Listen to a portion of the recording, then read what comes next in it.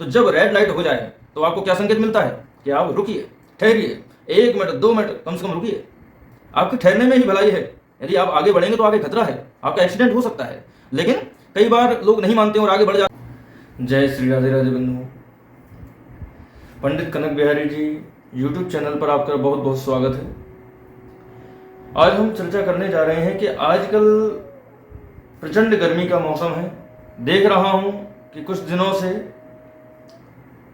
कितने ही एक्सीडेंट, कितने ही दुर्घटनाएं हो रही हैं, बढ़ती जा रही हैं। तो किसी का एक प्रश्न है, जब भी हम घर से बाहर निकलें तो आखिर ऐसा क्या खाकर जाएं, ऐसा क्या हम प्रकृति का कुछ संकेत भी ऐसा हमें मिलता हो गए। ये प्रकृति हमें जीवन जीना सिखाती है। ये प्रकृति हमें पल पल पर अच्छे और बुरे का एहसास कराती है। बस हमें प्रकृति की भाषा को समझना आना चाहिए। हमारे सनातन धर्म में ज्योतिष विज्ञान बहुत बड़ा विज्ञान है। प्रकृति को समझने की भाषा शैली का वर्णन किया गया है। ये प्रकृति हमें कैसे कैसे संकेत करती है, शगुन अपशगुन जिनको हम कहते हैं। तो प्रकृति हमें आने वाली शुभ घटनाओं के विषय में हमें एहसास कराती है। प्रकृति हमें आगे होने वाली दुर्घटनाओं का भी एहसास कराती है। आइए हम जानते हैं, आगे वीडियो के अंत तक आप बने रहिए। बड़े आपको विशेष बातें आज सुनने को मिलेंगी कि जब भी हम घर से बाहर निकलें तो सबसे पहले हम दिशाओं का ज्ञान होना चाहिए कि कौन सी दिशा में आज दिशाशूल है। कि दिशाशूल का ज्ञान होना हमें अति आवश्यक है। इस प्रकृति में एक पावर है, एक शक्ति है। वो शक्ति नेगेटिव शक्ति भी है, पॉजिटिव शक्ति भी है। और इस ब्रह्मांड में 10 दिशाओं में वह शक्ति भ्रमण कर रही है। अब किस समय पर, किस दिन, कौन सी शक्ति किस दिशा में है, इसका हमें ज्ञान होना चाहिए। तो आइए जानते हैं कि दिशाशूल कब और किस दिशा में होता है। कि सोमवार और शनिवार को कभी भी आप पूर्व दिशा की ओर जो है यात्रा नहीं करिएगा। गुरुवार के दिन कभी भी दक्षिण दिशा की यात्रा भूल कर भी मत करिएगा। रहा शुक्रवार और रविवार, शुक्रवार और रविवार को आप पश्चिम दिशा की यात्रा को भूल कर भी ना करना।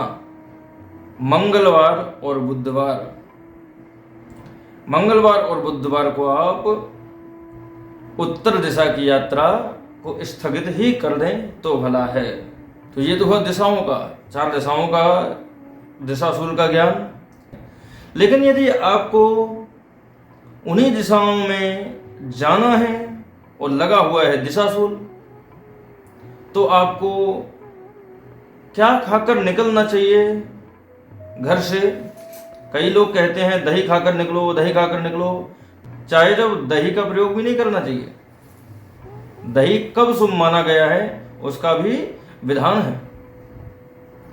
हम रविवार से चलते हैं, विचार करते हैं। रविवार को यदि आपको जाना है कहीं, रविवार को दिशाशूल है, तो रविवार को आप क्या खाकर निकले। तो बड़ा सुंदर बात कही है ज्योतिष में कि रवि को पान, रविवार को जब भी आप निकले तो पान खाकर निकले, मीठा पान खाकर के आप घर से बाहर निकले, यात्रा पर निकले। दूसरी बात, सोमवार, रवि को पान, सोम को दर्पण। सोमवार को आईने में, दर्पण में अपना मुख देख करके निकले। मंगल को गुड़ करिए अर्पण, मंगलवार को गुड़ खा करके हमेशा आप यात्रा पर निकले। बुध धनिया, बुधवार को आप जो धनिया होता है, खड़ा धनिया, आप खा करके निकल सकते हैं। यदि आपको अत्यंत आवश्यक है जाना तो इस प्रकार से आप धनिया खा करके निकलिए। वीफे जीर यानी वीरवार यानी बृहस्पतिवार को, गुरुवार को आप जीरा खा करके अपनी यात्रा को आगे बढ़ा सकते हैं। रहा शुक्रवार, शुक्र कहे मोहि दही के पीर, और शुक्रवार को दही आप खा सकते हैं। तो दही का दिन जो है वो शुक्रवार रखा गया है। तो शुक्रवार को आप दही खाकर यात्रा के लिए रवाना हो सकते हैं। रहा शनिवार, तो शनि कहे मैं अदरक पाऊं, सुख समृद्धि घर ले आऊं। तो शनिवार को अदरक खा करके आप घर से बाहर निकलिए, अपनी यात्रा को प्रस्थान करिए। इस तरह से आप यात्रा को प्रस्थान कर सकते हैं। कुछ और एक चीज और कि चंद्रमा कभी विधान होता है कि चंद्रमा, जब भी यात्रा पर निकले तो चंद्रमा अवश्य देखेंगे। चंद्रमा जिस दिशा में आप जा रहे हैं तो चंद्रमा आपके सन्मुख है या नहीं। आप सामने जा रहे हो, सामने आपके जिस दिशा में आप जा रहे हो उस दिशा में आपके सामने चंद्रमा होना चाहिए, या फिर दाहिने साइड में चंद्रमा होना चाहिए, या तो सामो चंद्रमा हो या फिर दाहिने चंद्रमा हो। यदि बाएं दिशा में चंद्रमा है या पीछे की दिशा में चंद्रमा है तो आपको अशुभ समाचार दे सकता है, अशुभ संकेत इसके प्राप्त होते हैं। तो हमेशा चंद्रमा को देखें कि जिस दिशा में आप निकल रहे हों। यदि आपको दिशा सूर्य का यदि ज्ञान नहीं हो पा रहा है, नहीं समझ पा रहा है, भूल रहे हैं आप, तो आप चंद्रमा का ध्यान रखें। जिस दिशा में जा रहे हैं उस सामने का चंद्रमा और दाहिने का चंद्रमा हमेशा शुभ कारक माना गया है।